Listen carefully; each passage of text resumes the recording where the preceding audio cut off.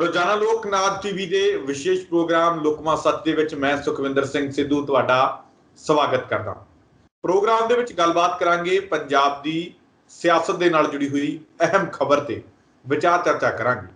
ਗੱਲ ਇਹ ਹੈ ਕਿ ਕਾਂਗਰਸ ਦੇ ਵਿੱਚ ਜੋ ਤਰਥੱਲੀ ਜਿਹੜੀ ਮੱਚੀ ਹੋਈ ਹੈ ਇਹ ਤਾਂ ਆਪਾਂ ਸਭ ਜਾਣਦੇ ਹਾਂ।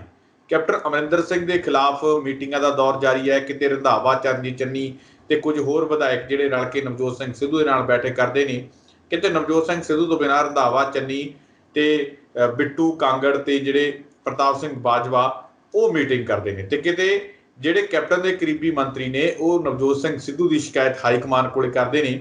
ਇਹ ਜਿਹੜੇ ਗੱਲਾਂ ਹੋ ਰਹੀਆਂ ਨੇ, ਗੱਲਾਂ ਬਾਤਾਂ ਹੋ ਰਹੀਆਂ ਨੇ, ਇਹਨਾਂ ਨੇ ਕਾਂਗਰਸ ਦੇ ਆਮ ਵਰਕਰ ਦੇ ਵਿੱਚ, ਪੰਜਾਬ ਦੇ ਆਮ ਲੋਕਾਂ ਦੇ ਵਿੱਚ ਕਈ ਤਰ੍ਹਾਂ ਦੇ ਸਵਾਲ ਖੜੇ ਕਰ ਦਿੱਤੇ ਨੇ ਕਿ ਆਖਰ ਇਹ ਹੋ ਕੀ ਰਿਹਾ, ਕੌਣ ਕਿਹਦੇ ਖਿਲਾਫ ਹੈ ਤੇ ਕੌਣ ਕਿਹਦੇ ਨਾਲ ਹੈ, ਇਹ ਵੀ ਸਮਝ ਨਹੀਂ ਲੱਗ ਰਹੀ। ਇਹ ਵੀ ਸਵਾਲ ਉੱਠ ਰਹੇ ਨੇ ਕਿ ਇਹ ਜਿਹੜੀਆਂ ਮੀਟਿੰਗਾਂ ਭਾਈ ਹੋ ਰਹੀਆਂ ਨੇ ਇਹ ਕੈਪਟਨ ਅਮਰਿੰਦਰ ਸਿੰਘ ਦੇ ਖਿਲਾਫ ਹੋ ਰਹੀਆਂ ਨੇ ਕਿ ਨਵਜੋਤ ਸਿੰਘ ਸਿੱਧੂ ਦੇ ਹੱਕ 'ਚ, ਕਿ ਜਾਂ ਫਿਰ ਨਵਜੋਤ ਸਿੰਘ ਸਿੱਧੂ ਦੇ ਵੀ ਹੱਕ 'ਚ ਇਹ ਮੀਟਿੰਗਾਂ ਹੈ ਨੇ। ਜੇ ਇਹ ਮੀਟਿੰਗਾਂ ਨਾ ਨਵਜੋਤ ਸਿੱਧੂ ਦੇ ਹੱਕ 'ਚ ਨਹੀਂ ਤੇ ਨਾ ਫਿਰ ਕੈਪਟਨ ਅਮਰਿੰਦਰ ਸਿੰਘ ਦੇ ਹੱਕ 'ਚ ਨਹੀਂ, ਤੇ ਫਿਰ ਇਹਨਾਂ ਮੀਟਿੰਗਾਂ ਦਾ ਮਤਲਬ ਕੀ ਹੈ? ਕੀ ਇਹ ਸਾਰੇ ਜਣੇ ਆਪੋ ਤਾਂ ਆਪ ਇਹਨਾਂ ਨੂੰ ਪੈ ਗਈ, ਆਪਣੀ ਆਪਣੀ ਪੈ ਗਈ ਹੈ, ਆਪਣੀ ਆਪਣੀ ਕੁਰਸੀ ਦੀ ਪੈ ਗਈ ਹੈ, ਜਾਂ ਫਿਰ ਆਪਣੇ ਵੱਡੇ ਵੱਡੇ ਅਹੁਦਿਆਂ ਦੀ ਪੈ ਗਈ ਹੈ? ਕਿਸ ਮਾਮਲੇ ਦੇ ਵਿੱਚ ਇਹ ਮੀਟਿੰਗਾਂ ਹੋ ਰਹੀਆਂ ਨੇ? ਕਿ ਇਹ ਜਿਹੜੀਆਂ ਮੀਟਿੰਗਾਂ ਦੇ ਵਿੱਚ ਜੋ ਲੋਕ ਸੋਚ ਰਹੇ ਨੇ ਕਿ ਕੈਪਟਨ ਅਮਰਿੰਦਰ ਸਿੰਘ ਨੂੰ ਠਿੱਬੀ ਲਾਉਣ ਦੀ ਤਿਆਰੀ ਹੈ, ਕਿਤੇ ਕੈਪਟਨ ਦੇ ਨਾਲ ਨਾਲ ਇਹ ਮੀਟਿੰਗਾਂ ਜਿਹੜੀਆਂ ਨਵਜੋਤ ਸਿੰਘ ਸਿੱਧੂ ਨੂੰ ਵੀ ਕਿਤੇ ਠਿੱਬੀ ਤਾਂ ਨਹੀਂ ਲਾ ਦੇਣਗੀਆਂ? ਕਿਉਂਕਿ ਜਿਸ ਤਰੀਕੇ ਦੇ ਨਾਲ ਗੱਲਾਂ ਬਾਤਾਂ ਹੋ ਰਹੀਆਂ ਨੇ ਕਿ ਭਾਈ ਇਹ ਜਿਹੜੀ ਮੀਟਿੰਗ ਹੋ ਰਹੀ ਹੈ ਇਹ ਪੁਰਾਣੇ ਟਕਸਾਲੀਆਂ ਦੀ ਹੋ ਰਹੀ ਹੈ, ਟਕਸਾਲੀ ਜਿਹੜੇ ਕਾਂਗਰਸੀ ਉਹਨਾਂ ਦੀ ਹੋ ਰਹੀ ਹੈ, ਪੁਰਾਣੇ ਕਾਂਗਰਸੀ ਪਰਿਵਾਰ ਆ ਉਹਨਾਂ ਦੀ ਹੋ ਰਹੀ ਹੈ, ਤਾਂ ਫਿਰ ਪੁਰਾਣੇ ਕਾਂਗਰਸੀ ਪਰਿਵਾਰਾਂ ਦੇ ਵਿੱਚ ਨਵਜੋਤ ਸਿੰਘ ਸਿੱਧੂ ਦਾ ਨਾਮ ਸ਼ਾਮਿਲ ਨਹੀਂ ਹੈ। ਤਾਂ ਫਿਰ ਇਹ ਅਜਿਹੇ ਦੇ ਵਿੱਚ ਇਹ ਹੈ ਕਿ ਜੇ ਭਾਈ ਕੈਪਟਨ ਅਮਰਿੰਦਰ ਸਿੰਘ ਦੇ ਵਿਰੋਧ 'ਚ ਇਹ ਮੀਟਿੰਗਾਂ ਹੋ ਕੇ ਨਵਜੋਤ ਸਿੰਘ ਸਿੱਧੂ ਦੇ ਲਈ ਗਰਾਊਂਡ ਨਹੀਂ ਤਿਆਰ ਹੋ ਰਹੀ, ਤਾਂ ਫਿਰ ਇਹ ਮੀਟਿੰਗਾਂ ਦਾ ਮਕਸਦ ਕੀ ਹੈ? ਕਿਹਦੇ ਹੱਕ ਦੇ ਵਿੱਚ ਇਹ ਮੀਟਿੰਗਾਂ ਹੋ ਰਹੀਆਂ ਨੇ? ਇਹ ਕਈ ਤਰ੍ਹਾਂ ਦੇ ਸਵਾਲ ਖੜੇ ਹੋ ਰਹੇ ਨੇ। ਸਵਾਲ ਇੱਕ ਇਹ ਵੀ ਹੈ ਕਿ ਕਿਤੇ ਕਾਂਗਰਸ ਹਾਈ ਕਮਾਨ ਜਿਹੜੀ ਹੈ ਇਹਨਾਂ ਲੀਡਰਾਂ ਦੇ ਉੱਪਰ ਥਰਮਾਮੀਟਰ ਲਾ ਕੇ ਕਿਤੇ ਚੈੱਕ ਤਾਂ ਨਹੀਂ ਕਰ ਰਹੀ ਕਿ ਕਿਹੜੇ ਲੀਡਰ ਕੈਪਟਨ ਅਮਰਿੰਦਰ ਸਿੰਘ ਦੇ ਨਾਲ ਨੇ ਤੇ ਕਿਹੜੇ ਲੀਡਰ ਨਵਜੋਤ ਸਿੰਘ ਸਿੱਧੂ ਦੇ ਨਾਲ ਨੇ? ਕੀ ਸਥਿਤੀ ਬਣਾਉਣ ਦੀ ਕੋਸ਼ਿਸ਼ ਕੀਤੀ ਜਾ ਰਹੀ ਹੈ ਪੰਜਾਬ ਦੇ ਵਿੱਚ? ਇਸ ਪੂਰੇ ਮਾਮਲੇ ਦੇ ਵਿੱਚ ਕਾਂਗਰਸ ਦੇ ਪੋਲੀਟੀਕਲ ਸਿਨੈਰੀਓ ਦੇ ਉੱਪਰ ਝਾਤ ਮਾਰਾਂਗੇ ਤੇ ਇਸ ਪੂਰੇ ਮੁੱਦੇ ਤੇ ਗੱਲਬਾਤ ਕਰਨ ਲਈ ਮੇਰੇ ਨਾਲ ਮੌਜੂਦ ਰਹਿਣਗੇ ਪ੍ਰੋਫੈਸਰ ਮਨਜੀਤ ਸਿੰਘ ਅਣਖੀ ਜੀ। ਸਭ ਤੋਂ ਪਹਿਲਾਂ ਉਹਨਾਂ ਦਾ ਸਵਾਗਤ ਕਰਦੇ ਹਾਂ। ਮਨਜੀਤ ਜੀ, ਸਵਾਗਤ ਹੈ ਪ੍ਰੋਗਰਾਮ। ਧੰਨਵਾਦ ਜੀ। ਮਨਜੀਤ ਜੀ, ਕਿਵੇਂ ਦੇ ਜੋ ਸਥਿਤੀ ਬਣੀ ਹੋਈ ਹੈ, ਕਾਂਗਰਸ ਦੇ ਵਿੱਚ ਤਰਥੱਲੀ ਮੱਚੀ ਹੋਈ ਹੈ, ਕਾਂਗਰਸ ਦੇ ਆਮ ਵਰਕਰ ਨੂੰ ਸਮਝ ਨਹੀਂ ਆ ਰਹੀ, ਹੋਰ ਤਾਂ ਹੋਰ ਸਿਆਸੀ ਪੰਡਤਾਂ ਨੂੰ ਵੀ ਸਮਝ ਨਹੀਂ ਆ ਰਹੀ ਕਿ ਇਹ ਚੱਕਰ ਹੋ ਕੀ ਰਿਹਾ? ਮੀਟਿੰਗਾਂ ਕੈਪਟਨ ਦੇ ਖਿਲਾਫ ਹੋ ਰਹੀਆਂ ਨੇ, ਮੀਟਿੰਗਾਂ ਨਵਜੋਤ ਸਿੰਘ ਸਿੱਧੂ ਦੇ ਹੱਕ 'ਚ ਹੋ ਰਹੀਆਂ ਨੇ, ਜਾਂ ਫਿਰ ਉਹਨਾਂ ਦੇ ਖਿਲਾਫ ਹੋ ਰਹੀਆਂ ਨੇ? ਜੇ ਦੋਨਾਂ ਦੇ ਖਿਲਾਫ ਹੋ ਰਹੀਆਂ ਨੇ ਤਾਂ ਫਿਰ ਹੱਕ 'ਚ ਕਿਹਦੇ ਹੋ ਰਹੀਆਂ ਨੇ? ਕੀ ਚਾਹੁੰਦੇ ਕੀ ਨੇ? ਫਿਰ ਇਹ ਕੀ ਦੱਸਣਾ ਚਾਹੋਗੇ, ਕੀ ਕਹਿਣਾ ਚਾਹੋਗੇ ਇਹਨਾਂ ਜਿਹੜੀਆਂ ਮੀਟਿੰਗਾਂ ਚੱਲ ਰਹੀਆਂ ਨੇ, ਜੋ ਇਹ ਪੂਰਾ ਸਿਆਸੀ ਦ੍ਰਿਸ਼ਟੀਕੋਣ ਜਿਹੜਾ ਬਣਿਆ ਹੋਇਆ, ਕਿਵੇਂ ਦੇਖਦੇ ਹੋ ਤੁਸੀਂ? ਸਿੱਧੂ ਸਾਹਿਬ, ਦੇਖੋ, ਜਿਹੜਾ ਪੰਜਾਬ ਦਾ ਇਸ ਵੇਲੇ ਰਾਜਨੀਤਿਕ ਮਾਹੌਲ ਹੈ ਕਾਂਗਰਸ ਪਾਰਟੀ ਦਾ, ਉਹ ਬੜਾ ਗਰਮਾਇਆ ਹੋਇਆ। ਗਰਮਾਉਣ ਤੋਂ ਭਾਵ ਇਹ ਹੈ ਕਿ ਇੱਕ ਜਿਹੜੀ ਆਪੋ ਤਾਪੀ ਦੀ ਜਿਹੜੀ ਸਥਿਤੀ ਹੈ ਉਹ ਵੇਖਣ ਨੂੰ ਮਿਲਦੀ ਪਈ ਹੈ। ਤੁਹਾਡੇ ਪ੍ਰਸ਼ਨ ਦਾ ਜਵਾਬ ਦੇਣ ਤੋਂ ਪਹਿਲਾਂ ਜਿਹੜੀ ਪੰਜਾਬ ਦੀ ਰਾਜਨੀਤਿਕ ਸਥਿਤੀ ਹੈ ਉਹਦੇ ਉੱਤੇ ਗੱਲ ਕਰਨੀ ਜ਼ਰੂਰੀ ਬਣਦੀ ਹੈ। ਅਤੇ ਉਸ ਰਾਜਨੀਤਿਕ ਸਥਿਤੀ ਦੇ ਸੰਦਰਭ ਦੇ ਵਿੱਚ ਮੈਂ ਸ਼੍ਰੋਮਣੀ ਅਕਾਲੀ ਦਲ ਦੀ ਵੀ ਗੱਲ ਕਰਾਂਗਾ ਅਤੇ ਆਮ ਆਦਮੀ ਪਾਰਟੀ ਦੀ ਵੀ ਗੱਲ ਕਰਾਂਗਾ। ਤਾਂ ਫਿਰ ਇਹਨਾਂ ਦੋਵਾਂ ਦੀ ਸਥਿਤੀ ਦੇ ਵਿੱਚ ਅਸੀਂ ਕਾਂਗਰਸ ਦੀ ਮੌਜੂਦਾ ਸਥਿਤੀ ਨੂੰ ਸਮਝਣ ਦਾ ਯਤਨ ਕਰਾਂਗੇ। ਜਿਹੜਾ ਪ੍ਰਸ਼ਨ ਮੈਂ ਇਹ ਗੱਲ ਕਹਿ ਰਿਹਾ ਕਿ ਆਪਾਂ ਜਿਹੜੀ ਅਕਾਲੀ ਦਲ ਤੇ ਉਹਨਾਂ ਦੀ ਆਪਾਂ ਗੱਲ ਆਪਾਂ ਬਾਅਦ 'ਚ ਕਰਾਂਗੇ ਜਾਂ ਕਿਸੇ ਵਿਸ਼ੇਸ਼ ਪ੍ਰੋਗਰਾਮ 'ਚ ਕਰ ਲਾਂਗੇ, ਮਾਫ ਕਰਨਾ। ਮੇਰਾ ਇਰਾਦਾ ਇਹ ਆ ਵੀ ਜੋ ਅੱਜ ਦੀ ਸਥਿਤੀ ਹੈ ਕਾਂਗਰਸ ਦੀ ਸਥਿਤੀ, ਕੋਈ ਨਜ਼ਰਾਂ ਸਾਰੀਆਂ ਇੱਧਰ ਲੋਕਾਂ ਦੀਆਂ ਬਣੀਆਂ ਹੋਈਆਂ ਨੇ। ਆਪਾਂ ਇਸ ਸਥਿਤੀ ਦੇ ਉੱਪਰ ਜੇਕਰ ਆਪਾਂ ਗੱਲਬਾਤ ਤੁਸੀਂ ਸਾਡੇ ਦਰਸ਼ਕਾਂ ਨੂੰ ਸਮਝਾ ਸਕੋ। ਠੀਕ, ਚਲੋ ਮੈਂ ਤੁਹਾਡੇ ਪ੍ਰਸ਼ਨ ਵੱਲ ਆਉਣਾ ਕਿ ਇਸ ਵੇਲੇ ਜਿਹੜੀ ਪੰਜਾਬ ਦਾ ਰਾਜਨੀਤਿਕ ਮਾਹੌਲ ਆ ਕਾਂਗਰਸ ਪਾਰਟੀ ਦੇ ਸੰਦਰਭ 'ਚ ਜਾਂ ਉਸਦੇ ਸੰਦੇਰੀ 'ਚ ਬੜਾ ਗਰਮਾਇਆ ਹੋਇਆ। ਵੇਖਣ ਨੂੰ ਇਹ ਜਿਹੜੀ ਇਸ ਵੇਲੇ ਪੰਜਾਬ ਦੇ ਵਿੱਚ ਰਾਜਨੀਤਿਕ ਜੰਗ ਜਿਹੜੀ ਆ ਉਹ ਕੈਪਟਨ ਵਰਸਸ ਨਵਜੋਤ ਸਿੱਧੂ ਜਿਹੜੀ ਆ ਉਹ ਲੱਗਦੀ ਪਈ ਹੈ। ਪਰ ਜੋ ਕੁਝ ਪਿਛਲੇ ਇੱਕ ਹਫ਼ਤੇ ਦੇ ਵਿੱਚ ਪੰਜਾਬ ਦੀ ਕਾਂਗਰਸ ਪਾਰਟੀ ਦੇ ਰਾਜਨੀਤਿਕ ਸਟੇਜ ਦੇ ਉੱਤੇ ਜਿਹੜੇ ਘਟਨਾਕ੍ਰਮ ਜਿਹੜੇ ਵਾਪਰੇ ਨੇ ਜਾਂ ਜੋ ਕੁਝ ਹੋਇਆ ਉਹਨਾਂ ਨੇ ਬੜੇ ਪ੍ਰਸ਼ਨਾਂ ਨੂੰ ਜਨਮ ਦਿੱਤਾ ਹੈ। ਉਸ ਦਾ ਕਾਰਨ ਕੀ ਹੈ? ਉਸ ਦਾ ਕਾਰਨ ਇਹ ਆ ਕਿ ਕਾਂਗਰਸ ਪਾਰਟੀ ਦੇ ਵਿੱਚ ਜਿਹੜੇ ਵੱਖ-ਵੱਖ ਧੜੇ ਸੀ ਉਹ ਐਕਟਿਵ ਹੋ ਗਏ ਨੇ, ਉਹ ਸਰਗਰਮ ਹੋ ਗਏ ਨੇ, ਜਿਹਦੇ ਵਿੱਚ ਪ੍ਰਤਾਪ ਸਿੰਘ ਬਾਜਵਾ ਹੁਣੀ ਵੀ ਹੈ, ਰਣਜੀਤ ਸਿੰਘ ਬਿੱਟੂ ਵੀ ਹੈ, ਸ਼ਮਸ਼ੇਰ ਸਿੰਘ ਦੂਲੋ ਵੀ ਹੈ, ਸੁਖਜਿੰਦਰ ਸਿੰਘ ਰੰਧਾਵਾ ਵੀ ਹੈ, ਔਰ ਪੰਜਾਬ ਕੈਬਨਿਟ ਦੇ ਕਈ ਮੰਤਰੀ ਵੀ ਹਨ। ਹੁਣ ਜਿਸ ਤਰੀਕੇ ਨਾਲ ਤੁਸੀਂ ਪ੍ਰਸ਼ਨ ਕੀਤਾ ਕਿ ਇਹ ਸਥਿਤੀ ਹੈ ਕਿ ਬਣਦੀ ਕੀ ਪਈ ਹੈ, ਦੇਖੋ ਇਹ ਜਿਹੜੀ ਸਥਿਤੀ ਦਾ ਜਨਮ ਜਿਹੜਾ ਹੋਇਆ ਉਹ 7 ਅਪ੍ਰੈਲ ਤੋਂ ਹੋਇਆ, ਜਦੋਂ ਗੁਰੂ ਗ੍ਰੰਥ ਸਾਹਿਬ ਦੀ ਬੇਅਦਬੀ ਦੇ ਸੰਬੰਧ ਵਿੱਚ ਜਿਹੜੀ SIT ਦੀ ਰਿਪੋਰਟ ਨੂੰ ਰੱਦ ਕਰ ਦਿੱਤਾ ਗਿਆ। ਉਸ ਮਗਰੋਂ ਜਦੋਂ SIT ਦੀ ਰਿਪੋਰਟ ਰੱਦ ਹੋਈ ਔਰ ਰੱਦ ਹੋਣ ਤੋਂ ਬਾਅਦ ਇੱਕ ਤੇਜ਼ੀ ਨਾਲ ਪੰਜਾਬ ਦੇ ਰਾਜਨੀਤਿਕ ਮੰਚ ਤੇ ਕਈ ਪਾਤਰ ਉੱਭਰੇ ਤੇ ਕਈ ਮਿੰਟੋ ਮਿੰਟੀ ਲੋਪ ਹੋ ਗਏ। ਇਸ ਦਾ ਕਾਰਨ ਕੀ? ਇਸ ਦਾ ਕਾਰਨ ਇਹ ਸੀ ਕਿ ਉਹ ਜਦੋਂ ਰਿਪੋਰਟ ਰੱਦ ਹੋਈ ਤਾਂ ਹਰ ਬੰਦੇ ਨੇ, ਹਰ ਪਾਰਟੀ ਨੇ ਇਹ ਸਮਝਿਆ ਕਿ ਹੁਣ ਤਾਂ ਜਿਹੜੀ ਸਥਿਤੀ ਹੈ ਬਿਲਕੁਲ ਸਾਫ਼ ਹੋ ਗਈ, ਹੁਣ ਤਾਂ ਕੋਈ ਚੱਕਰ ਹੀ ਨਹੀਂ, ਸਾਡੇ ਵਾਸਤੇ ਵੀ ਸਥਿਤੀ ਸਾਫ਼ ਆ, ਅਸੀਂ ਵੀ ਦੋਸ਼ ਮੁਕਤ ਹੋ ਗਏ ਆ, ਦੂਜੇ ਨੂੰ ਕਾਰਵਾਈ ਨਹੀਂ ਹੋਈ। ਇਹੋ ਜਿਹੀਆਂ ਸਥਿਤੀਆਂ ਜਨਮ ਲਈਆਂ। ਬਿਲਕੁਲ। ਪਰ ਸਥਿਤੀ ਅਸਲ 'ਚ ਇਹ ਸੀ ਕਿ ਸਥਿਤੀ ਜੋ ਸਾਹਮਣੇ ਦਿਖਾਈ ਦੇ ਰਹੀ ਸੀ ਨਾ, ਉਹਦੇ ਬਿਲਕੁਲ ਉਲਟ ਹੋਈ। ਉਲਟ ਕਿਸ ਤਰ੍ਹਾਂ ਹੋਈ ਕਿ ਸ਼੍ਰੋਮਣੀ ਅਕਾਲੀ ਦਲ ਬਾਦਲ ਜਿਹੜਾ ਆਪਣੇ ਆਪ ਨੂੰ ਇਸ ਰਿਪੋਰਟ ਦੇ ਰੱਦ ਹੋਣ ਤੋਂ ਬਾਅਦ ਦੋਸ਼ ਮੁਕਤ ਆਪਣੇ ਆਪ ਨੂੰ ਸਾਬਤ ਕਰਨ ਦੀ ਕੋਸ਼ਿਸ਼ ਵਿੱਚ ਸੀ, ਉਹ ਵੀ ਚੁੱਪ ਕਰਕੇ ਬੈਕ ਫੁੱਟ ਤੇ ਚਲਾ ਗਿਆ। ਔਰ ਕਾਂਗਰਸ ਪਾਰਟੀ ਦੇ ਵਿੱਚ ਕਦੀ ਕਿਸੇ ਨੇ ਸੋਚਿਆ ਹੀ ਨਹੀਂ ਸੀ, ਕੈਪਟਨ ਅਮਰਿੰਦਰ ਸਿੰਘ ਹੋਣਾ ਨੇ, ਕਿ ਇਸ ਮੁੱਦੇ ਤੇ ਉਹਨਾਂ ਦਾ ਵਿਰੋਧ ਹੋ ਸਕਦਾ। ਇਹ ਕੈਪਟਨ ਅਮਰਿੰਦਰ ਸਿੰਘ ਦੇ ਸੁਪਨਿਆਂ ਦੇ ਵਿੱਚ ਕਦੀ ਗੱਲ ਵੀ ਆਈ ਨਹੀਂ ਹੋਊਗੀ ਕਿ ਇਹ ਜਿਹੜੀ ਰਿਪੋਰਟ ਰੱਦ ਹੋਈ ਹੈ ਤੇ ਇਹਦੇ ਸੰਬੰਧੀ ਮੈਨੂੰ ਲੋਕ ਜਿਹੜੇ ਨੇ ਪ੍ਰਸ਼ਨ ਕਰਨਗੇ, ਮੇਰੇ ਆਪਣੇ ਲੋਕ।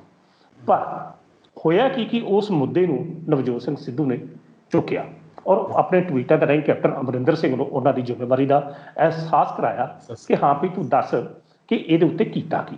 ਔਰ ਉਹਦਾ ਇਹ ਪੁੱਛਣਾ ਇਹ ਵਾਜਬ ਸੀ, ਇਹਦੇ ਉੱਤੇ ਕੋਈ ਕਿੰਤੂ ਪਰੰਤੂ ਕੀਤਾ ਹੀ ਨਹੀਂ ਜਾ ਸਕਦਾ। ਇੱਕ ਗੱਲ ਆਪਾਂ ਕਲੀਅਰ ਕਰਦੀ ਆਪਣੇ ਦਰਸ਼ਕਾਂ ਨੂੰ, ਕਿਉਂਕਿ ਅਸੀਂ ਜੇ ਨਵਜੋਤ ਸਿੱਧੂ ਦੇ ਪ੍ਰਸ਼ਨ ਨੂੰ ਵਾਜਬ ਕਹਿ ਰਹੇ ਹਾਂ, ਇਸ ਸਮੇਂ ਦੀ ਮੰਗ ਹੈ, ਨਾ ਕਿ ਸਾਡਾ ਨਵਜੋਤ ਸਿੱਧੂ ਨੂੰ ਕੋਈ ਖਾਸ ਅਸੀਂ ਅਹਿਮੀਅਤ ਦੇ ਰਹੇ ਹਾਂ। ਜੋ ਸਮੇਂ ਦਾ ਸੱਚ ਹੈ ਕਿ ਇਹ ਬਣਦਾ ਹੈ, ਪ੍ਰਸ਼ਨ ਹਰ ਬੰਦੇ ਦਾ ਬਣਦਾ ਕਿ ਸਰਕਾਰ ਨੂੰ ਇਹ ਪ੍ਰਸ਼ਨ ਪੁੱਛੇ ਕਿ ਹਾਂ ਭਾਈ ਤੁਸੀਂ ਦੱਸੋ ਕਿ ਕੀ ਕੀਤਾ। ਅੱਛਾ, ਜਦੋਂ ਨਵਜੋਤ ਸਿੰਘ ਸਿੱਧੂ ਚੱਲਿਆ, ਜਦੋਂ ਉਸਨੇ ਸਭ ਤੋਂ ਪਹਿਲਾਂ ਪ੍ਰਸ਼ਨ ਕੀਤਾ ਤਾਂ ਇਸ ਦੀ ਜਿਹੜੀ ਸੁਰਸਰਾਹਟ ਆ ਉਹ ਦੂਸਰੀ ਕਾਂਗਰਸ ਪਾਰਟੀ ਦੇ ਵਰਕਰਾਂ ਨੂੰ ਪਤਾ ਲੱਗੀ ਔਰ ਸਮਝ ਲੋਕਾਂ ਨੂੰ ਆਉਣੀ ਸ਼ੁਰੂ ਹੋ ਗਈ। ਪਰ ਹੋਇਆ ਕੀ ਕਿ ਮੁੱਦਾ ਤਾਂ ਫਿਰ ਗੁਰੂ ਗ੍ਰੰਥ ਸਾਹਿਬ ਦੀ ਬੇਅਦਬੀ ਦੇ ਮੁੱਦੇ ਨੂੰ, ਪਰ ਇਹ ਜਿਹੜੇ ਬੰਦਿਆਂ ਦੇ ਤੁਸੀਂ ਨਾਮ ਗਣਾਏ ਨੇ, ਇਹ ਉਹ ਵਿਅਕਤੀ ਨੇ ਜਿਹੜੇ ਬੜੇ ਲੰਮੇ ਸਮੇਂ ਤੋਂ 4.5 ਸਾਲ ਦੇ ਸਮੇਂ ਤੋਂ ਉਸ ਕੈਪਟਨ ਅਮਰਿੰਦਰ ਸਿੰਘ ਦੀ ਸਰਕਾਰ ਜਾਂ ਵਜ਼ਾਰਾ ਦੇ ਵਿੱਚ ਇੱਕ ਘੁਟਨ ਜਿਹੜੀ ਉਹ ਮਹਿਸੂਸ ਕਰ ਰਹੀ ਸੀ। ਘੁਟਨ ਮਹਿਸੂਸ ਕਰ ਰਹੇ ਸੀ ਕਿਉਂਕਿ ਕਿਸੇ ਨੂੰ ਵੀ ਆਪਣੀ ਗੱਲ ਕਹਿਣ ਦਾ ਹੱਕ ਨਹੀਂ। ਕੋਈ ਵੀ ਬੰਦਾ ਕੈਪਟਨ ਅਮਰਿੰਦਰ ਸਿੰਘ ਹੋਣਾ ਨੂੰ ਪੁੱਛ ਨਹੀਂ ਸਕਦਾ। ਅਫਸਰਸ਼ਾਹੀ ਜਿਹੜੀ ਆ ਪੂਰਨ ਤੌਰ ਤੇ ਕੈਪਟਨ ਅਮਰਿੰਦਰ ਸਿੰਘ ਦੇ ਪ੍ਰਭਾਵ 'ਚ ਆ। ਔਰ ਸੈਕੰਡਲੀ ਇਹ ਜਿਹੜੇ ਵਿਧਾਇਕ ਨੇ, ਇਹ ਮੰਤਰੀ ਨੇ, ਇਹਨਾਂ ਦੀ ਸੁਣੀ ਨਹੀਂ ਸੀ ਜਾ ਰਹੀ। ਪਰ ਇਹ ਲੋਕ ਜਿਹੜੇ ਸਨ ਬੇਬਸ ਸਨ। ਬੇਬਸ ਕਹਿਣ ਦਾ ਭਾਵ ਇਹ ਕਿ ਜਦੋਂ ਤੁਹਾਡੀ ਨਾ ਸਰਕਾਰੀ ਦਰਬਾਰੇ, ਨਾ ਪ੍ਰਸ਼ਾਸਨਿਕ ਹਲਕੇ ਤੇ ਨਾ ਹੀ ਰਾਜਨੀਤਿਕ ਮੁੱਦੇ ਤੇ ਕੈਪਟਨ ਨਾਲ ਮੁਲਾਕਾਤ ਹੋਈ ਤਾਂ ਤੁਸੀਂ ਕਰਨਾ ਕੀ ਹੈ। ਤੁਹਾਨੂੰ ਯਾਦ ਹੋਵੇਗਾ ਕਿ ਇੱਕ MLA ਨਿਰਮਲ ਸਿੰਘ ਸ਼ਕਰਾਣਾ ਰੋਪਿਆ ਸੀ, ਉਹ ਕਹਿੰਦਾ ਕਿ ਮੇਰੀ ਕਹਿੰਦਾ ਤਹਿਸੀਲਦਾਰ ਨਹੀਂ ਮੇਰੇ ਕਹਿਣ ਤੋਂ ਕੋਈ ਕੰਮ ਕਰਦਾ, ਤਾਂ ਉਹਨੇ ਕੈਪਟਨ ਅਮਰਿੰਦਰ ਸਿੰਘ ਅਪਰੋਚ ਕੀਤੀ। ਸੋ ਇਹ ਜਿਹੜਾ ਲਾਵਾ ਸੀ 4.5 ਸਾਲ ਇਕੱਠਾ ਹੁੰਦਾ ਜਦੋਂ ਸਟੀਮ ਤੇ ਪਹੁੰਚਿਆ, ਇਹ ਜਿੰਨੇ ਵੀ ਵਿਧਾਇਕ, ਜਿੰਨੇ ਵੀ ਮੰਤਰੀ, ਜਿੰਨੇ ਵੀ ਕੈਬਨਿਟ ਮੰਤਰੀ ਸੀ, ਸਿਰਫ ਇੱਕ ਸਮੇਂ ਦੀ ਉਡੀਕ ਵਿੱਚ ਸਨ ਕਿ ਕੋਈ ਸਮਾਂ ਆਵੇ, ਕੋਈ ਅੱਗੇ ਲੱਗੇ।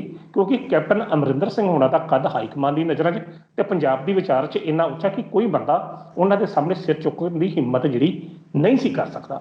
ਤਾਂ ਉਹ ਜਦੋਂ ਸਥਿਤੀ ਜਿਹੜੀ ਹੈ ਉਹ ਨਵਜੋਤ ਸਿੱਧੂ ਨੇ ਪੈਦਾ ਕੀਤੀ। ਕਿਉਂਕਿ ਨਵਜੋਤ ਸਿੱਧੂ ਬੀਤੇ 2 ਸਾਲਾਂ 2.5 ਸਾਲਾਂ ਤੋਂ ਘਰ ਸੀ, ਤਾਂ ਉਹਨੇ ਨੈਚੁਰਲੀ ਤੌਰ ਤੇ ਪ੍ਰਸ਼ਨ ਪੁੱਛਣੇ ਸ਼ੁਰੂ ਕੀਤੇ। ਤਾਂ ਫਿਰ ਕੀ ਹੋਇਆ, ਫਿਰ ਉਹਨਾਂ ਲੋਕਾਂ ਨੂੰ ਜ਼ਬਾਨ ਮਿਲੀ ਜਿਹੜੇ ਪਿਛਲੇ 4.5 ਸਾਲ ਤੋਂ ਕੈਪਟਨ ਵਜ਼ਾਰਤ ਦੇ ਵਿੱਚ ਜਿਨ੍ਹਾਂ ਦੀ ਸੰਖੀ ਜਿਹੜੀ ਨੱਪੀ ਹੋਈ ਸੀ। ਹੁਣ ਅਸੀਂ ਦੂਸਰੇ ਪਾਸੇ ਆਉਂਦੇ।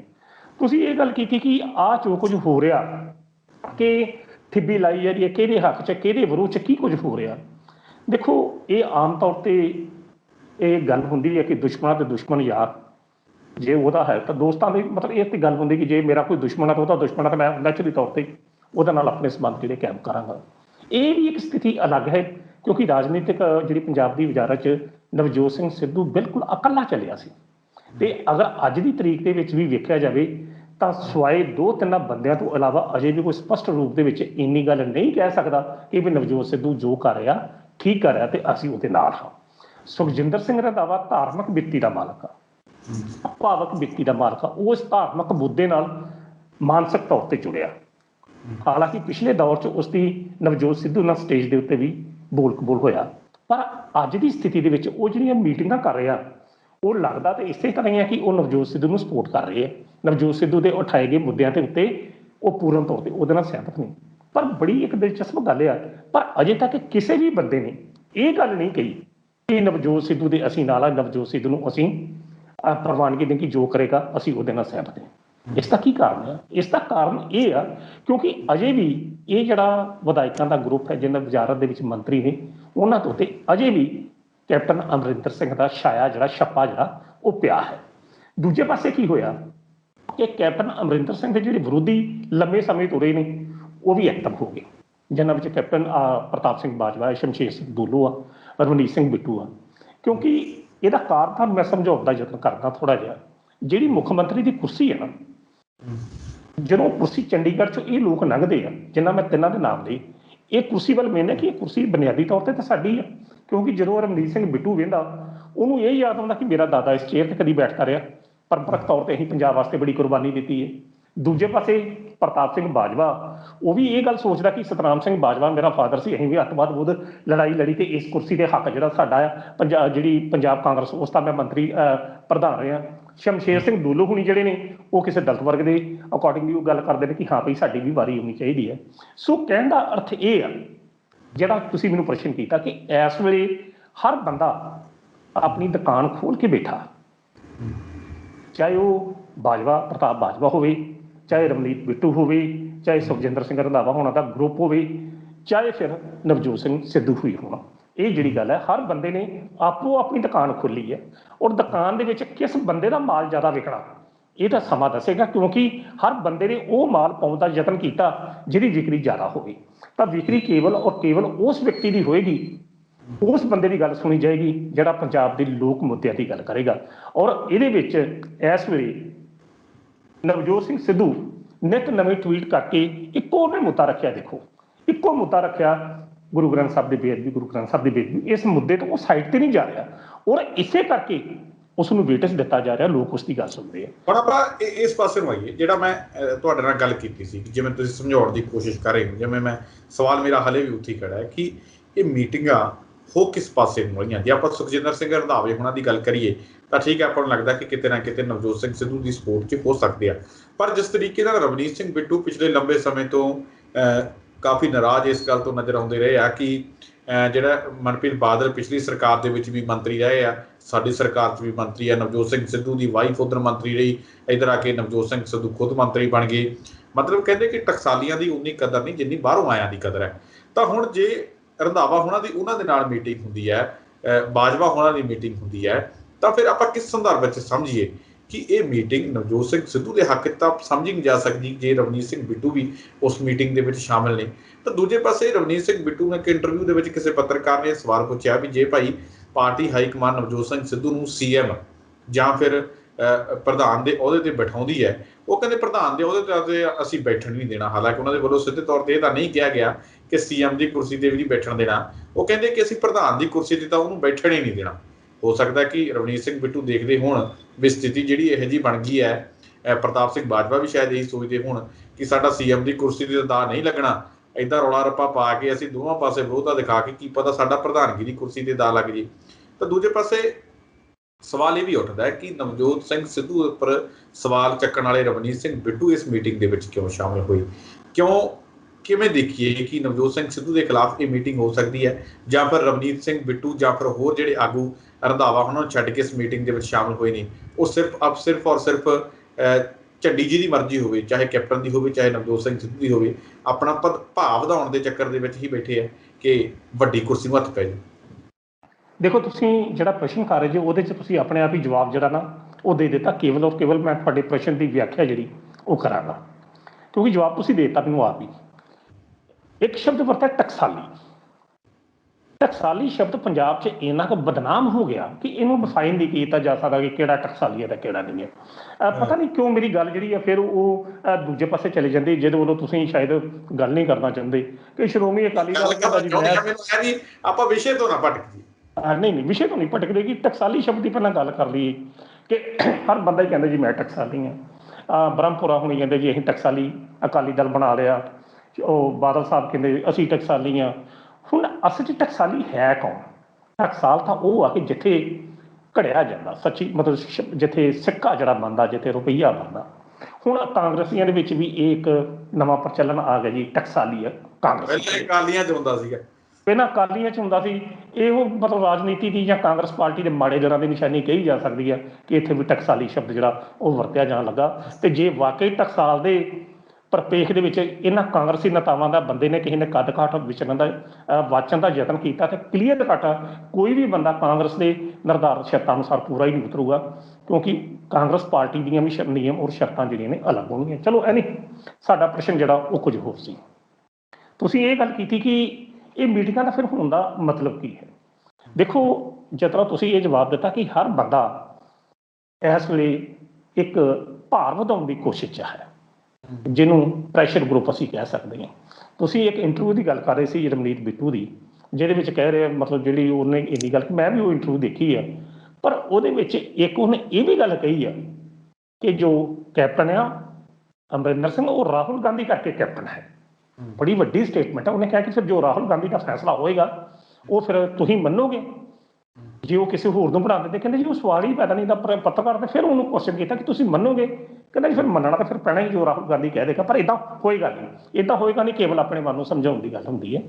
ਮੇਰਾ ਕਹਿਣ ਦਾ ਅਰਥ ਹੈ ਕਿ ਇਹ ਜਿਹੜੇ ਨਾਮ ਤੁਸੀਂ ਇਹ ਜਿਹੜੇ ਤੁਸੀਂ ਨਾਮ ਗਿਣੇ ਨੇ, ਚਾਹੇ ਉਹ ਪ੍ਰਤਾਪ ਸਿੰਘ ਬਾਜਵੇ ਹੋਣੀ ਹੋਣ, ਚਾਹੇ ਰਮਨੀਤ ਬਿੱਟੂ ਹੋਵੇ, ਇਹ ਜਿਸ ਤਰ੍ਹਾਂ ਕਹਿੰਦੇ ਨਾ ਵਗਦੀ ਗੰਗਾ 'ਚ ਹੱਥ ਧੋਣੇ, ਕਿ ਵਗਦੀ ਗੰਗਾ 'ਚ ਹੱਥ ਧੋ ਲਓ ਅਤੇ ਆਪਣੀ ਪਹਿਚਾਣ ਨੂੰ ਆਪਣੀ ਇੰਨੀ ਕੁ ਆਵਾਜ਼ ਉਠਾਓ ਕਿ ਕੱਲ੍ਹ ਨੂੰ ਜਦੋਂ ਕੋਈ ਗੱਲ ਹੋਣੀ ਹੈ ਅਤੇ ਸਾਡੀ ਵੀ ਕੋਈ ਕਦਰ ਹੋਵੇ, ਸਾਡੀ ਵੀ ਕੋਈ ਪੁੱਛ-ਗਿੱਛ ਕੀਤੀ ਜਾਵੇ।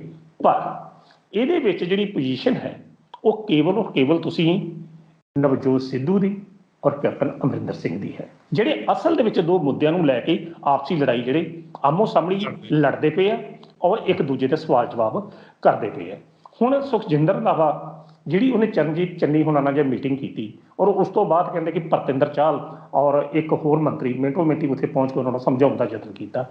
ਸਿੱਧੂ ਸਾਹਿਬ ਮੈਂ ਇੱਕ ਗੱਲ ਹੋਰ ਕਰਦਾ, ਤੁਸੀਂ ਆਮ ਤੌਰ 'ਤੇ ਆਪਣੀ ਇਸ ਡਿਸਕਸ਼ਨ ਦੇ ਵਿੱਚ ਵੀ ਸ਼ਾਇਦ ਇੱਕ ਸ਼ਬਦ ਵਰਤਿਆ ਗੁਪਤ ਮੀਟਿੰਗ ਕੱਲ੍ਹ ਦੇ ਨਿਊਜ਼ ਚੈਨਲਾਂ 'ਤੇ ਹੋ ਰਹੀ ਹੈ। ਸਿੱਧੂ ਸਾਹਿਬ ਉਹ ਗੁਪਤ ਮੀਟਿੰਗ ਕਾਹਦੀ ਰਹਿ ਗਈ ਕਿ ਜਦੋਂ ਮੀਟਿੰਗ ਹੋਣ ਤੋਂ ਪਹਿਲੇ 5 ਮਿੰਟਾਂ ਬਾਅਦ ਸਭ ਕੁਝ ਪਤਾ ਲੱਗ ਗਿਆ ਕਿ ਮੀਟਿੰਗ ਹੋ ਰਹੀ ਆ। ਇਹ ਸਿਰਫ ਸ਼ਬਦ ਜਿਹੜੇ ਨਾ ਇਹ ਜਾਣ ਬੁੱਝ ਕੇ ਡਾਏ ਜਾਂਦੇ ਆ। ਹੁਣ ਜੇਕਰ ਗੁਪਤ ਮੀਟਿੰਗ ਹੋਣੀ ਤਾਂ ਉਹ ਚੰਡੀਗੜ੍ਹ ਤੇ ਸੁਖਜਿੰਦਰ ਰੰਧਾਵੇ ਦੇ ਘਰ ਹੀ ਹੋਣੀ ਸੀ, ਉਹ ਕਿਤੇ ਚੰਡੀਗੜ੍ਹ ਨਾ ਹੁੰਦੀ, ਫਿਰ ਕਿਤੇ ਹੋਰ ਹੁੰਦੀ। ਤਾਂ ਇਹ ਕੇਵਲ ਔਰ ਕੇਵਲ ਜਿਹੜੀਆਂ ਆਹ ਲਿਫਾਫੇਬਾਜ਼ੀਆਂ ਮੈਂ ਸ਼ਬਦ ਹੀ ਕਹੂੰਗਾ, ਇਹ ਉਹ ਕੇਵਲ ਔਰ ਕੇਵਲ ਨਵਜੋਤ ਸਿੱਧੂ ਨੂੰ ਅਤੇ ਕੈਪਟਨ ਅਮਰਿੰਦਰ ਸਿੰਘ ਦੋਵਾਂ ਨੂੰ ਇੱਕ ਭਾਰ ਵਧਾਉਣ ਦੀ ਸੰਦਰਭ 'ਚ ਕੀਤੀਆਂ ਜਾ ਰਹੀਆਂ। ਉਹਨਾਂ ਨੂੰ ਦੱਸਿਆ ਜਾ ਰਿਹਾ ਕਿ ਅਸੀਂ ਲੋਕ ਵੀ ਹੈਗੇ ਹਾਂ ਜਿਹੜੇ ਕਾਂਗਰਸ ਪਾਰਟੀ ਦੇ, ਅਸੀਂ ਸੱਚੇ ਅਤੇ ਸੁੱਚੇ। ਅਤੇ ਤੀਜਾ ਸ਼ਬਦ ਜਿਹੜਾ ਤੁਸੀਂ ਵਰਤਿਆ ਟਕਸਾਲੀ ਕਾਂਗਰਸੀ ਆ, ਜਿਹੜੇ ਕਾਂਗਰਸੀ ਨੂੰ ਢਾਹ ਨਹੀਂ ਲੱਗਣ ਦੇਣਗੇ।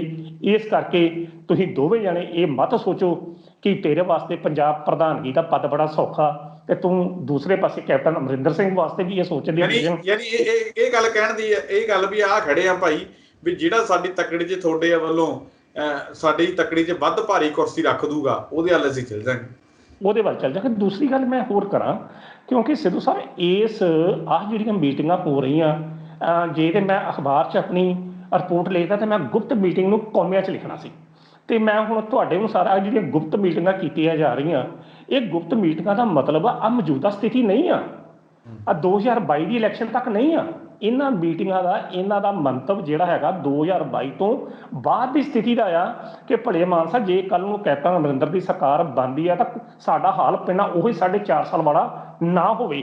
ਇਸ ਕਰਕੇ ਕੈਪਟਨ ਅਮਰਿੰਦਰ ਸਿੰਘ ਹੋਣਾ ਨੂੰ ਆਪਣਾ ਅਹਿਸਾਸ ਜਿਹੜਾ ਉਹ ਕਰਾ ਦਿੱਤਾ ਜਾਵੇ, ਅਤੇ ਦੂਜੇ ਪਾਸੇ ਨਵਜੋਤ ਸਿੱਧੂ ਨੂੰ ਵੀ ਇਸ ਗੱਲ ਦੀ ਵਾਰਨਿੰਗ ਕਰ ਦਿੱਤੀ ਜਾਵੇ ਕਿ ਕੱਲ੍ਹ ਨੂੰ ਜੇ ਤੇਰੇ ਹੱਥ 'ਚ ਪੰਜਾਬ ਦੀ ਵਜ਼ਾਰਤ ਆਉਂਦੀ ਆ ਤਾਂ ਸਾਡਾ ਜਿਹੜਾ ਧਿਆਨ ਆ ਉਹ ਤੂੰ ਰੱਖਣਾ ਪਏਗਾ ਅਤੇ ਤੈਨੂੰ ਸਾਡੇ ਨਾਲ ਮਿਲ ਕੇ ਚੱਲਣਾ ਪਏਗਾ। ਅਸਲ ਦੇ ਵਿੱਚ ਆਹ ਜਿਹੜੀ ਪੋਜੀਸ਼ਨ ਆ, ਆਹ ਜਿਹੜੀਆਂ ਮੀਟਿੰਗਾਂ ਦੀ ਰਮਨੀਤ ਬਿੱਟੂ ਹੋਣਾ ਦੀ, ਪ੍ਰਤਾਪ ਸਿੰਘ ਬਾਜਵਾ ਹੋਣਾ ਦੀ, ਅਸਲ ਦੇ ਵਿੱਚ ਪੋਜੀਸ਼ਨ ਇਹ ਹੈ ਕਿ ਆਪਣਿਆਂ ਭਾਰ ਨੂੰ ਦਰਸਾਉਣਾ, ਆਪਣੀ ਪਹਿਚਾਣ ਨੂੰ ਸਥਾਪਿਤ। ਜੇ ਰਮਨੀਤ ਸਿੰਘ ਬਿੱਟੂ ਦੀ ਗੱਲ ਛੱਡ ਦਈਏ ਤਾਂ ਕੋਈ ਵੀ ਜ਼ਿਆਦਾ ਜਿਹੜੀ ਨਾਰਾਜ਼ਗੀ ਨਵਜੋਤ ਸਿੰਘ ਸਿੱਧੂ ਤੇ ਜ਼ਿਆਦਾ ਕੀ ਜਤਾ ਹੀ ਨਹੀਂ ਰਿਹਾ, ਨਾ ਤਾਂ ਸੁਖਜਿੰਦਰ ਰੰਧਾਵਾ, ਨਾ ਕੋਈ ਹੋਰ ਮੰਤਰੀ, ਨਾ ਪ੍ਰਤਾਪ ਸਿੰਘ ਬਾਜਵਾ, ਕੋਈ ਵੀ ਨਵਜੋਤ ਸਿੰਘ ਸਿੱਧੂ ਤੇ ਨਾਰਾਜ਼ਗੀ ਨਹੀਂ ਜਤਾ ਰਿਹਾ। ਔਰ ਜਿਹੜੇ ਜਤਾ ਰਹੇ ਆ ਉਹ ਜਤਾ ਰਿਹਾ ਕੈਪਟਨ ਅਮਰਿੰਦਰ ਸਿੰਘ ਦੇ ਉੱਪਰ। ਇਹ ਜਲਦ ਤੋਂ ਜਲਦ ਹੋ ਜਾਣਾ ਚਾਹੀਦਾ ਸੀ। ਈਵਨ ਕਿ ਰਵਨੀਤ ਬਿੱਟੂ ਵੀ ਉਹਨਾਂ ਤੇ ਨਾਰਾਜ਼ਗੀ ਜਤਾ ਰਿਹਾ। ਰਵਨੀਤ ਬਿੱਟੂ ਕਹਿੰਦੇ ਨੇ ਕਿ ਜੇ ਜਾਂ ਤਾਂ ਫਿਰ ਕੈਪਟਨ ਸਾਹਿਬ ਬਾਹਰ ਆ ਕੇ ਕਹਿ ਦੇਣ ਕਿ ਭਾਈ ਮੈਂ ਜਿਹੜੀਆਂ 2017 ਤੋਂ ਪਹਿਲਾਂ ਗੱਲ ਕਹੀ ਸੀ ਵੀ ਬਾਦਲ ਦੋਸ਼ੀ ਨੇ, ਵੀ ਉਹ ਮੈਂ ਗਲਤ ਸੀ ਤੇ ਇਸ ਕਰਕੇ ਵੀ ਉਦੋਂ ਮੈਨੂੰ ਗਲਤਫਹਿਮੀ ਸੀ ਵੀ ਨਹੀਂ ਹੈ। ਤਾਂ ਉੱਧਰ ਦੂਜੇ ਪਾਸੇ ਪ੍ਰਤਾਪ ਸਿੰਘ ਬਾਜਵਾ ਵੀ, ਉਹ ਵੀ ਜਿਹੜੇ ਹੈਗੇ ਆ, ਉਹ ਵੀ ਕੈਪਟਨ ਅਮਰਿੰਦਰ ਸਿੰਘ ਤੇ ਸਵਾਲ ਚੁੱਕਦੇ ਆ। ਉਹ ਕਹਿੰਦੇ ਕਿ ਜਿਹੜੇ ਟੌਪ ਦੇ ਅਫਸਰਾਂ ਲੈਵਲ ਤੇ ਤੁਸੀਂ ਬੰਦੇ ਬਿਠਾਏ ਹੋਏ ਆ, ਉਹਨਾਂ ਨੂੰ ਹਟਾਉਣ ਦੀ ਜ਼ਰੂਰਤ ਹੈ, ਉਹਨਾਂ ਦੀ ਜ਼ਿੰਮੇਵਾਰੀ ਤੈਅ ਕਰਨ ਦੀ ਜ਼ਰੂਰਤ ਹੈ। ਡੀਜੀਪੀ ਅਤੁਲ ਨੰਦਾ ਤੇ ਜਿਹੜੇ ਸੁਰੇਸ਼ ਕੁਮਾਰ ਨੇ, ਕਹਿੰਦੇ ਜਿਹੜੇ ਰਿਟਾਇਰ ਹੋਣ ਦੇ ਬਾਵਜੂਦ ਵੀ ਉਹਨਾਂ ਨੂੰ ਰੱਖਿਆ ਹੋਇਆ, ਇਹ ਤਿੰਨਾਂ ਬੰਦੇ ਦੀ ਜ਼ਿੰਮੇਵਾਰੀ ਤੈਅ ਕਰਕੇ ਇਹਨਾਂ ਨੂੰ ਹਟਾਉਣ ਦੀ ਜ਼ਰੂਰਤ ਹੈ, ਤਾਂ ਸਾਡੀ ਪਾਰਟੀ ਦਾ ਕੁਝ ਸੁਧਾਰ ਹੋਊਗਾ ਕਹਿੰਦੇ। ਤੇ ਨਵਜੋਤ ਸਿੰਘ ਸਿੱਧੂ, ਵਾਕਈ ਤੁਹਾਡੀ ਗੱਲ ਠੀਕ ਹੈ, ਨਵਜੋਤ ਸਿੰਘ ਸਿੱਧੂ ਰਵਨੀਤ ਬਿੱਟੂ ਨੂੰ ਛੱਡ ਕੇ ਉਹ ਵੀ ਕੋਈ ਠੋਸ ਗੱਲਬਾਤ ਰਵਨੀਤ ਬਿੱਟੂ ਜਿਹੜੇ ਕਰ ਨਹੀਂ ਸਕੇ। ਵੀ ਇਹ ਗੱਲ ਆਪਾਂ ਕਹਿ ਦੇਣਾ ਕਿ ਭਾਈ ਇਹ ਸਾਡੀ ਪਾਰਟੀ ਦਾ ਨਹੀਂ, ਇਹ ਕੋਈ ਕਿਸੇ ਦੇ ਦੋਸ਼ ਨਹੀਂ ਹੋ ਜਾਂਦਾ। ਤੇ ਇਹ ਰਵਨੀਤ ਬਿੱਟੂ ਦੀਆਂ ਜੇਕਰ ਇੱਕਾ ਦੁੱਕਾ ਗੱਲਾਂ ਆਪਾਂ ਛੱਡ ਦਈਏ ਤਾਂ ਨਵਜੋਤ ਸਿੰਘ ਸਿੱਧੂ ਦੇ ਖਿਲਾਫ ਇਹਨਾਂ ਦੇ ਕੋਲੇ ਬੋਲਣ ਨੂੰ ਕੁਝ ਹੈ ਵੀ ਨਹੀਂ, ਔਰ ਮੈਨੂੰ ਲੱਗਦਾ ਇਹ ਬੋਲ ਵੀ ਨਹੀਂ ਸਕਦੇ, ਕਿਉਂਕਿ ਉਹਦੇ ਖਿਲਾਫ ਕੁਝ ਹੈ ਨਹੀਂ।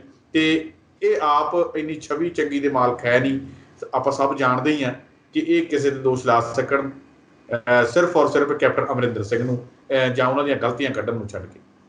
ਦੇਖੋ, ਇਸ ਵੇਲੇ ਜਿਸ ਤਰ੍ਹਾਂ ਤੁਸੀਂ ਪ੍ਰਸ਼ਨ ਕੀਤਾ ਮੈਨੂੰ ਕਿ ਇਹ ਬੰਦੇ ਇਸ ਨਾਮ ਗਣਾਏ ਨੇ, ਇੱਕ ਗੱਲ ਮੈਂ ਕਲੀਅਰ ਕਰ ਦੇਵਾਂ ਹੋਰ ਕਿ ਇਹ ਜੋ ਬੰਦੇ ਪ੍ਰਤਾਪ ਸਿੰਘ ਬਾਜਵਾ, ਰਵਨੀਤ ਬਿੱਟੂ ਜਾਂ ਹੋਰ ਬੰਦੇ ਬੋਲ ਰਹੇ ਨੇ, ਇਹ ਵੀ ਕੈਪਟਨ ਅਮਰਿੰਦਰ ਸਿੰਘ ਦੀ ਕਾਰਜਸ਼ੈਲੀ ਦੇ ਖਿਲਾਫ ਨੇ। ਮੈਂ ਇਹ ਸ਼ਬਦ ਕਲੀਅਰ ਕਰਦਾ, ਉਹਨਾਂ ਦੀ ਨਿੱਜੀ ਸ਼ਖਸੀਅਤ ਦੇ ਖਿਲਾਫ ਅਜੇ ਉਹਨਾਂ ਨੇ ਕੋਈ ਗੱਲ ਨਹੀਂ ਕੀਤੀ ਤੇ ਉਹਦੇ ਪ੍ਰਤੀ ਵੀ ਪ੍ਰਸ਼ਨ ਜਿਹੜੇ ਨਾ ਬੜੇ ਉਠਾਏ ਜਾ ਸਕਦੇ ਆ, ਪਰ ਕੋਈ ਬੰਦਾ ਠਾ ਨਹੀਂ ਰਿਹਾ। ਕੇਵਲ ਔਰ ਕੇਵਲ ਉਹਨਾਂ ਦੀ ਕਾਰਜਸ਼ੈਲੀ ਜਿਹੜੀ ਪਿਛਲੇ 4.5 ਸਾਲ ਦੇ ਦਰਮਿਆਨ ਰਹੀ ਆ, ਉਹਦੇ ਉੱਤੇ ਪ੍ਰਸ਼ਨ ਜਿਹੜੇ ਨੇ ਉਠਾਏ ਜਾ ਰਹੇ ਆ। ਹੁਣ ਜਿਹੜੀ ਦੂਸਰੀ ਗੱਲ ਤੁਸੀਂ ਕਰ ਰਹੇ ਜੇ ਕਿ ਬਿੱਟੂ ਹੋਣਾ ਨੇ ਇਸ ਤਰ੍ਹਾਂ ਦੀ ਨਵਜੋਤ ਸਿੱਧੂ ਦੇ ਖਿਲਾਫ ਗੱਲ ਨਹੀਂ ਕੀਤੀ ਜਾਂ ਕੋਈ ਨਹੀਂ, ਜੇ ਉਹਨਾਂ ਦੇ ਖਿਲਾਫ ਗੱਲ ਨਹੀਂ ਕੀਤੀ ਤਾਂ ਉਹਦੇ ਹੱਕ 'ਚ ਵੀ ਕਿਉਂ ਨਹੀਂ ਨਾ ਨਿਤਰਿਆ। ਪ੍ਰਸ਼ਨ ਤੇ ਇਹ ਪੈਦਾ ਹੋ ਰਿਹਾ ਕਿ ਤੁਸੀਂ ਮੀਟਿੰਗਾਂ ਕਰਦੇ ਪਏ ਜੇ, ਕੈਪਟਨ ਅਮਰਿੰਦਰ ਸਿੰਘ ਨੂੰ ਨਿਸ਼ਾਨੇ ਤੇ ਲੈ ਰਹੇ ਜੇ, ਤੇ ਦੂਜੇ ਪਾਸੇ ਜਿਹੜਾ ਬੰਦਾ ਝੰਡਾ ਚੁੱਕ ਕੇ ਕੈਪਟਨ ਅਮਰਿੰਦਰ ਸਿੰਘ ਦੀ ਕਾਰਜਸ਼ੈਲੀ ਨੂੰ ਤੇ ਉੱਤੇ ਪ੍ਰਸ਼ਨ ਉਠਾਉਂਦੇ ਆ, ਮੀਡੀਆ 'ਚ ਵੀ ਜਾ ਰਿਹਾ, ਲੋਕਾਂ ਦੀ ਕਚਹਿਰੀ 'ਚ ਵੀ ਜਾ ਰਿਹਾ, ਉਹਦੇ ਹੱਕ 'ਚ ਤਾਂ ਤੁਸੀਂ ਬੋਲਦੇ ਨਹੀਂ ਪਏ। ਕੇਵਲ ਇੰਨੀ ਗੱਲ ਹੀ ਕਹਿ ਰਹੇ ਜੀ ਹਾਂ ਭਾਈ ਕੈਪਟਨ ਉਹ ਠੀਕ ਕਹਿ ਰਿਹਾ ਜੀ 6 ਸਾਲ ਦੀ। ਸਵਾਲ ਖੜੇ ਹੁੰਦੇ ਨੇ ਕਿ ਇੰਨੀ ਗੱਲ ਹੀ ਕਹਿ ਦਿੰਦੇ ਭਾਈ ਉਹ ਨਾ ਬਣਾਉਣ, ਜੇ ਨਹੀਂ ਬਣਾਉਣਾ ਉਹ ਆਪਣੀ ਸਹਿਮਤੀ ਜੇ ਨਹੀਂ ਦੇਣੀ, ਉਹ ਕਹਿੰਦੇ ਕਿ ਮੈਂ ਪਾਰਟੀ ਨੂੰ ਸਹਿਮਤੀ ਨਹੀਂ ਦੇਣੀ ਵੀ ਨਵਜੋਤ ਸਿੰਘ ਸਿੱਧੂ ਨੂੰ ਪ੍ਰਧਾਨ ਬਣਾਓ। ਇਹ ਸਹਿਮਤੀ ਦੇਣਾ ਨਹੀਂ ਦੇਣਾ ਉਹ ਬਿੱਟੂ ਦਾ ਆਪਣੀ ਨਿੱਜੀ ਰਾਏ ਆ, ਇਹਦੇ ਵਿੱਚ ਆਪਾਂ ਕਿੰਤੂ ਪਰੰਤੂ ਜਿਹੜੀ ਆਪਾਂ ਨਹੀਂ ਕਰ ਸਕਦੇ। ਪਰ ਨਵਜੋਤ ਸਿੰਘ ਸਿੱਧੂ ਬਾਰੇ ਜਾਂ ਫਿਰ ਰਵਨੀਤ ਸਿੰਘ ਬਿੱਟੂ ਇੰਨੀ ਗੱਲ ਕਹਿ ਸਕਦੇ ਆ, ਜਾਂ ਇੰਨੀ ਗੱਲ ਇਹ ਵੀ ਗੱਲ ਕਹਿ ਸਕਦੇ ਆ ਕਿ ਨਵਜੋਤ ਸਿੰਘ ਸਿੱਧੂ ਵੱਲੋਂ ਉਠਾਏ ਸਵਾਲ ਜਿਹੜੇ ਉਹ ਵਾਜਿਬ ਹੈ ਜਾਂ ਨਹੀਂ ਹੈ। ਜਿਵੇਂ ਉਹ ਕਹਿ ਰਹੇ ਆ ਕਿ ਕੈਪਟਨ ਅਮਰਿੰਦਰ ਸਿੰਘ ਕਹਿ ਦੇਣ ਕਿ ਬਾਦਲ ਦੋਸ਼ੀ ਹੈ ਜਾਂ ਨਹੀਂ ਹੈ, ਇਸੇ ਤਰ੍ਹਾਂ ਰਵਨੀਤ ਸਿੰਘ ਬਿੱਟੂ ਨਵਜੋਤ ਸਿੰਘ ਸਿੱਧੂ ਬਾਰੇ ਕਹਿ ਦੇਣ ਕਿ ਭਾਈ ਉਹਨਾਂ ਦੇ ਸਵਾਲ ਵਾਜਿਬ ਹੈ ਜਾਂ ਨਹੀਂ। ਜਾਂ ਫਿਰ ਰਵਨੀਤ ਸਿੰਘ ਬਿੱਟੂ ਜਿਸ ਤਰੀਕੇ ਨਾਲ ਸਵਾਲ ਚੱਕ ਰਹੇ ਉਹਨਾਂ ਤੇ ਕਿ ਭਾਈ ਇਹ ਤਾਂ ਬਾਹਰਲੀ ਪਾਰਟੀ ਦੇ ਆ, ਤਾਂ ਫਿਰ ਇਹ ਤਾਂ ਕੋਈ ਗੱਲ ਨਹੀਂ ਨਾ ਬਣਦੀ, ਕੋਈ ਤਰਕ ਨਹੀਂ ਨਾ ਹੈ। ਜੇ ਕੋਈ ਬਾਹਰਲੀ ਪਾਰਟੀ 'ਚੋਂ ਆ ਕੇ ਤੁਹਾਡੀ ਪਾਰਟੀ 'ਚ ਆ ਕੇ ਕੋਈ ਚੰਗਾ ਕੰਮ ਕਰ ਰਿਹਾ, ਜੇ ਗਲਤ ਨੂੰ ਗਲਤ ਕਹਿ ਰਿਹਾ ਤਾਂ ਇਹਦਾ ਮਤਲਬ ਇਹ ਥੋੜ੍ਹੀ ਹੈ ਕਿ ਉਹਨੂੰ ਪਿੱਛੇ ਸੁੱਟ ਦਿਓ।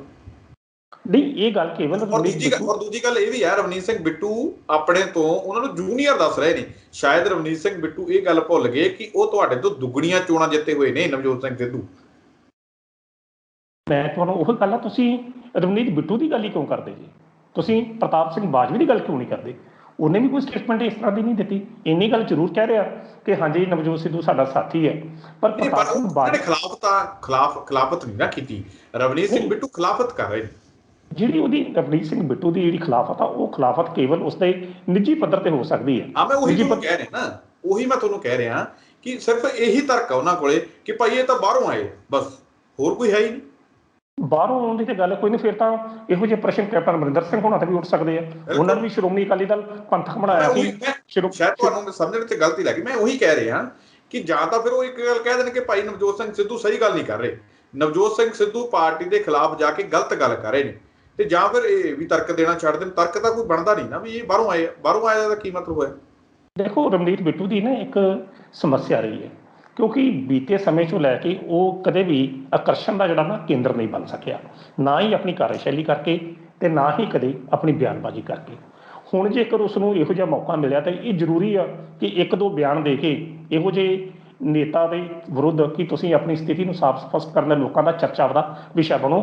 ਨਵਜੋਤ ਸਿੱਧੂ ਦੇ ਖਿਲਾਫ ਜਿਹੜੀ ਤੁਸੀਂ ਗੱਲ ਕੀਤੀ ਹੈ, ਰਵਨੀਤ ਬਿੱਟੂ ਦਾ ਬਿਆਨ, ਇਹ ਮਹਿਜ ਇੱਕ ਬਚਕਾਨਾ ਬਿਆਨ ਆ ਕਿ ਹਾਂਜੀ ਅਸੀਂ ਉਸ ਦਾ ਵਿਰੋਧ ਕਰਾਂਗੇ, ਕਿਉਂਕਿ ਉਸ ਪੱਧਰ ਦੇ ਰਵਨੀਤ ਬਿੱਟੂ ਨਹੀਂ ਹਨ ਕਿ ਹਾਈ ਕਮਾਨ ਨੂੰ ਪ੍ਰੈਸ਼ਰ ਕਰਕੇ ਕਿਸੇ ਹੋਰ ਫੈਸਲੇ ਵਾਸਤੇ ਮਜਬੂਰ ਕਰ ਸਕਣ।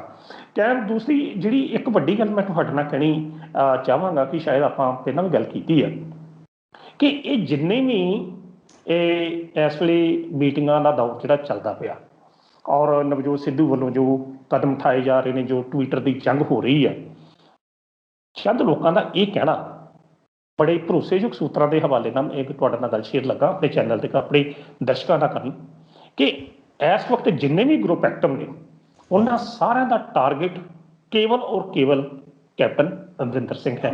ਇਸ ਨੂੰ ਕਿਸੇ ਨਾ ਕਿਸੇ ਤਰੀਕੇ ਨਾਲ ਸਾਈਡ ਰਨ ਕੀਤਾ ਜਾਵੇ, ਪਰ ਨਾਲ ਹੀ ਨਾਲ ਉਹਨਾਂ ਦੇ ਮਨ ਦੇ ਵਿੱਚ ਇੱਕ ਡਰ ਇਹ ਵੀ ਪਣਪਦਾ ਪਿਆ ਕਿ ਜਿਸ ਤਰੀਕੇ ਦੀ ਘੇਰਾਬੰਦੀ ਅਸੀਂ ਕੈਪਟਨ ਅਮਰਿੰਦਰ ਸਿੰਘ ਦੇ ਖਿਲਾਫ ਕਰ ਦਿੱਤੀ ਆ ਜਾਂ ਹੋ ਚੁੱਕੀ ਹੈ, ਤੇ ਜੇਕਰ ਇਸ ਘੇਰਾਬੰਦੀ ਦੇ ਵਿੱਚੋਂ ਕੈਪਟਨ ਅਮਰਿੰਦਰ ਸਿੰਘ ਬਚ ਕੇ ਫਿਰ ਨਿਕਲ ਗਿਆ ਤਾਂ ਫਿਰ ਉਹ ਇਹਨਾਂ ਲੋਕਾਂ ਨੂੰ ਛੱਡੇਗਾ ਨਹੀਂ, ਪੂਰਨ ਤੌਰ ਤੇ ਇਹਨਾਂ ਨੂੰ ਰਾਜਸੀ ਤੌਰ ਤੇ ਖਤਮ ਕਰੇਗਾ।